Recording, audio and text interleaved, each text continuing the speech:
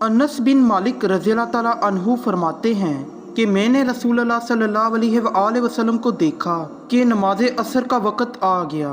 लोगों ने पानी तलाश किया। जब इन्हें पानी ना मिला तो रसूलुल्लाह सल्लल्लाहु अलैहि वसल्लम के पास एक बर्तन में वुज़ू के लिए पानी लाया गया। रसूलुल्लाह सल्लल्लाहु अलैहि वसल्लम ने उसमें अपना हाथ डाल दिया और लोगों को हुक्म दिया कि इस बर्तन से वुज़ू करे।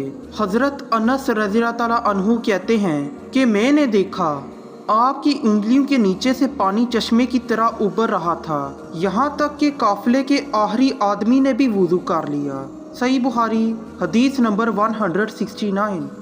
इब्ने सैरीन कहते हैं कि मैंने अबैदा रज़ियल्लाहु ताला अन्हु से कहा कि हमारे पास रसूलुल्लाह सल्लल्लाहु अलैहि वसल्लम के कुछ बाल मुबारक हैं जो हमें हज़रत अनस रज़ियल्लाहु ताला अन्हु से या अनस रज़ियल्लाहु ताला अन्हु के घरवालों की तरफ से मिले हैं। ये सुनकर अबैदा ने कहा कि अगर मेरे पास इन बालों में से एक बाल भी हो तो वो मेरे लिए सारी दुनिया और इसकी हर चीज़ से ज़्यादा अजीज़ है। सही बुखारी हदीस नंबर 170।